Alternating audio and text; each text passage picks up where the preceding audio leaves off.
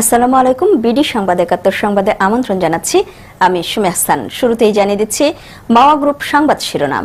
এবারে Asian specialised hospital and diagnostic centre প্রবাসের সংবাদ। জেদ্দা থেকে সহকর্মী রফিক চৌধুরীর তথ্য ভিডিও চিত্রে দেখুন একটি বিশেষ report. Bangladesh international school and কলেজকে আগামী দিনে নিজস্ব ভবনের পাশাপাশি একটি আধুনিক ও মানসম্মত স্কুল অ্যান্ড কলেজে পরিণত করা হবে। বিশিষ্ট ব্যবসায়ী ও সমাজসেবক গার্ডিয়ান মাহবুব আলম অনুষ্ঠান বাস্তবায়ন কমিটির আহ্বায়কের বক্তব্যে এসব কথা বলেন।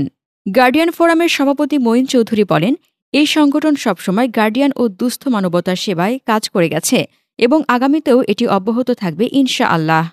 জেদ্দা থেকে আমাদের সহকর্মী রফিক চৌধুরী জানান, পবিত্র মাহে রমজান উপলক্ষে জেদ্দাস্থ বদর হোটেলে আয়োজিত বাংলাদেশ ইন্টারন্যাশনাল স্কুল অ্যান্ড কলেজের গার্ডিয়ান ফোরাম কর্তৃক আয়োজিত ইফতার ও দোয়া মাহফিলে সভাপতিত্ব করেন উক্ত গার্ডিয়ান ফোরামের সভাপতি মঈন চৌধুরী। অনুষ্ঠানের সার্বিক সহযোগিতায় ছিলেন বিশিষ্ট ব্যবসায়ী ও সমাজসেবক গার্ডিয়ান মাহবুব আলম, হাবিব পাটোয়ারি ও মোহাম্মদ ইদ্রিসের যৌথ সঞ্চালনায়। এতে প্রধান অতিথি হিসেবে উপস্থিত ছিলেন বাংলাদেশ কনসুলেটের কমার্শিয়াল কাউন্সিলর সৈয়দা নাহিদা হাবিবা।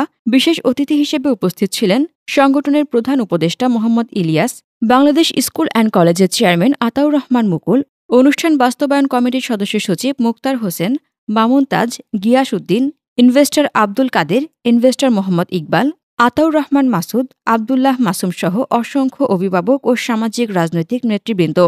বিশিষ্ট ব্যবসায়ী ও সমাজসেবক অনুষ্ঠানের আহ্বায়ক গার্ডিয়ান মাহবুব আলম ও তার কন্যাকে সম্মাননা ক্রেস্ট দিয়ে সম্মানিত করা হয়। এর আগে দেশ ও জাতির কল্যাণ কামনা করে বিশেষ দোয়া করা হয়।